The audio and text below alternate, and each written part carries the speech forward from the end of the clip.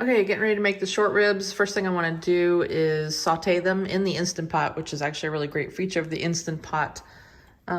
So here is the olive oil spray I use. I just spray the bottom. You can see that, just enough on the bottom to saute the ribs in. And then I'm gonna come over here and hit the saute button. And it'll turn on in just a second. Should turn on just a second here.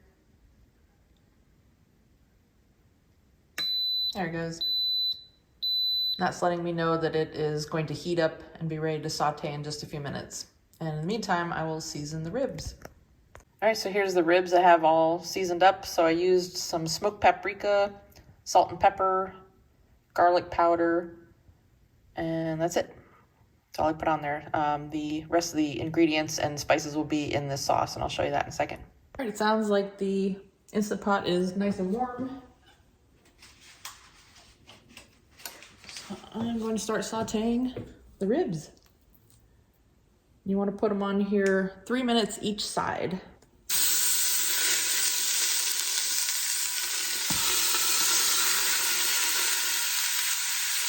By each side, I mean top and bottom. I don't mean all four sides.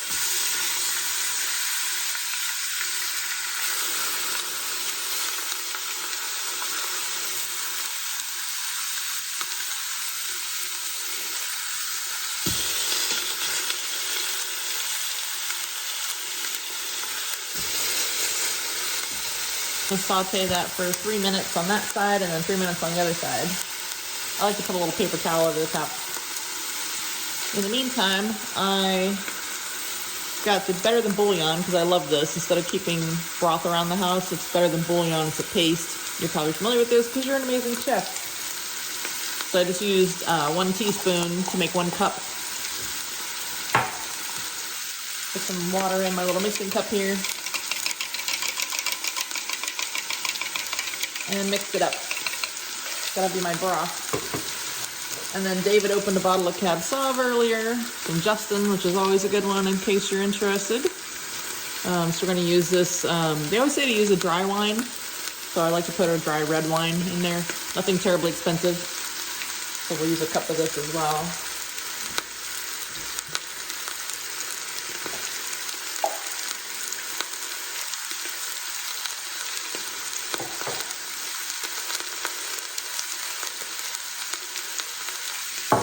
There you go. 1 cup of red wine waiting to go. All right, time to turn these puppies over.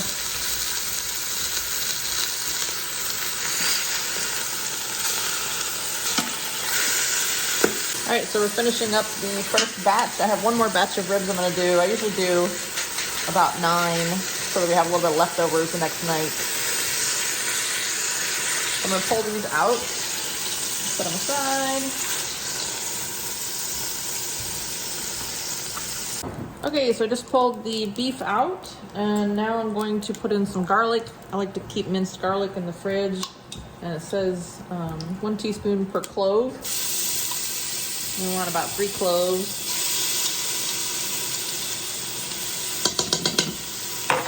And then you want to pour the red wine in, so you can start to deglaze the bottom. You can see down in there how it got stuck on from sauteing.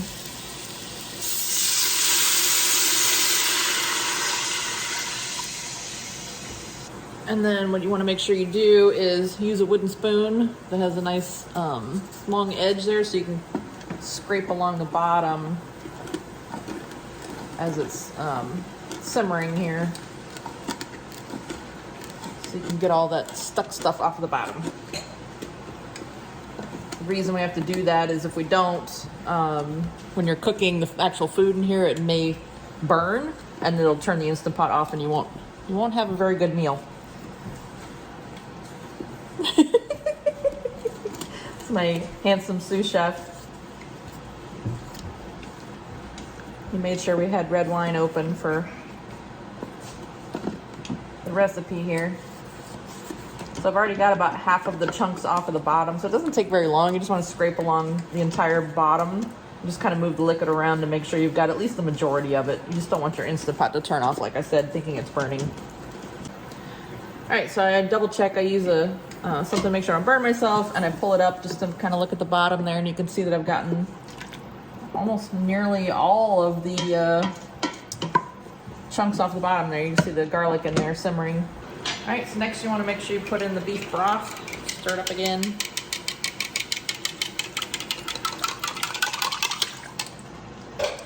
We're gonna put the rest of the ingredients in. I'm gonna turn saute off. I'm gonna hit cancel on the front here. You can't really see that. I'm gonna hit cancel on the front to turn everything off. So it will literally say off. And then I'm just gonna throw the rest of the ingredients in. So I'm gonna put some minced onion in there.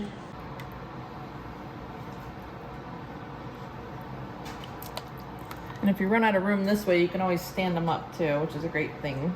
I think I'll go ahead and stand them all up. What the heck? You see they're kind of nicely around in the pot, so should be good to go. When this builds up pressure, it will boil and it will cover the meat. All right, so last most important thing to do is to get the lid on and to get this pot going. So you'll see in a lot of videos, you want to make sure that your sealing ring is in and all the way down. You'll see that on a lot of YouTube videos. Without the sealing ring being in and secure, you will not get pressure. So you want to make sure that that's happening. And then two, you'll see the vent here. So when you have it this way, you can see that it says sealing and this is venting. So you want to have this to sealing to make sure it gets up to pressure. And then obviously when you do the pressure release, you'll switch it to venting. The other important thing is you see that this red piece is down. That will pop up when you have full pressure. So when you're sealed and full pressure is reached, and may take anywhere from 5 to 15 minutes, this will pop up to let you know you have full pressure. Do not open this ever when this pin is up. Always make sure that all the pressure is out. This is on venting and that pin has gone down completely. All right, so I want to show you when you're putting the lid on. You see this big part right here with the vent, and then there's the big part here. The easiest way to put the lid on is to make sure it lines up to the left like this. It'll fit down in there. And then you twist it and it's secure. Twist to unlock, twist for secure. And then you want to make sure, like I said, that this is in the sealing area so that when the pressure builds, the air won't just escape, all right? And then again, this is down. So the recipe calls for pressure cook for 40 minutes. So I'm going to hit pressure cook. And then you see it's already on 35. I'm gonna hit 40. And then in a second it'll start. There it goes. So from here, I set it for 40 minutes on pressure cook. So what it's gonna do is it's going to start boiling and heating, and it's gonna build up pressure. And again, when it does that, anywhere from 5 to 15 minutes, it really depends on how much liquid you have in there and how warm your food may have already been in the liquid.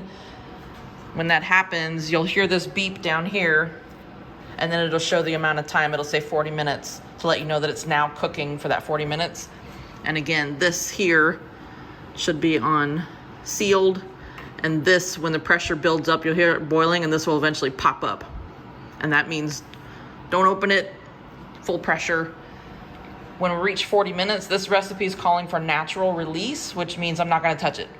I'm gonna let it natural release for anywhere from 10 to 20 minutes, so that by the time I come over here and release, there should barely be any pressure left, and I'll show you that as well. All right, so probably, I'm gonna guess 10 minutes to get up to pressure, 40 minutes to cook, so that's 50 minutes, and then another 10 to 20 to natural pressure release. So a little after an hour, we'll come back and check this out, all right?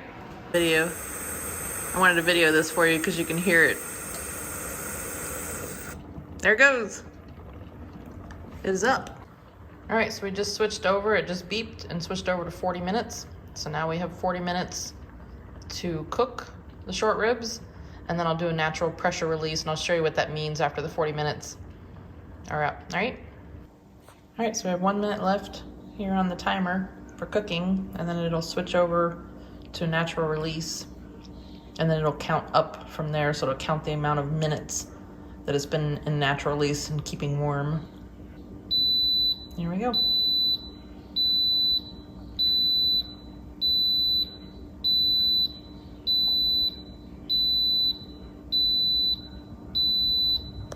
The pressure cook is no longer lit, and it went to keep warm, and that's what L means. L means keep warm, and we're at 0 minutes right now, and it'll count up the minutes, so 1 through how many ever it is in natural release. And you can pull it out of this if you decide you don't want natural release. You can push the vent tab to vent open and make sure you let it vent until that red knob goes down completely to know that the pressure is completely gone. For now, I'm gonna let this natural release. Probably gonna do about 20 minutes and then we'll see. All right, so it's been 21 minutes since the cooking stopped and then the natural pressure release started. And the tab is still up, as you can see. So I'm gonna give it, I decided I'm gonna wait till 25 minutes. And if it's not already completely done releasing pressure by then, I'll release a little bit of pressure that's left. And then we'll take a look inside. All right, so it's been 25 minutes on natural pressure release. So I'm going to release the valve back here. So you can see that. Just gonna twist it.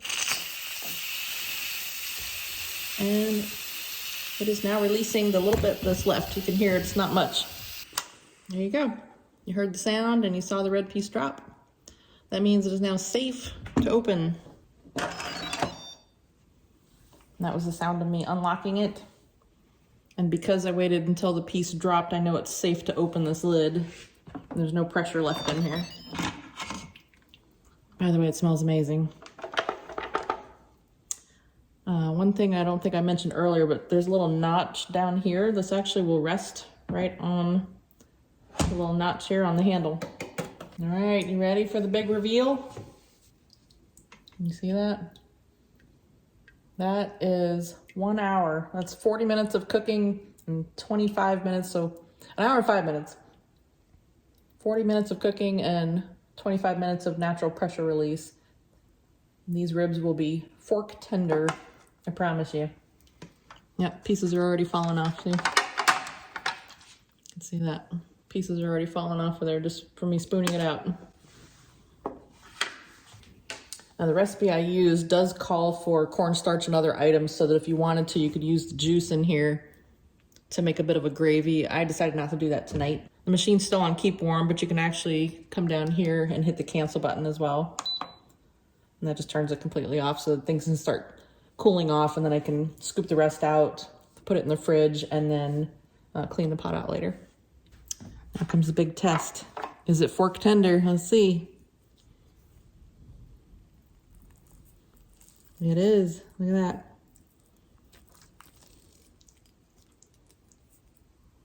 You can see that.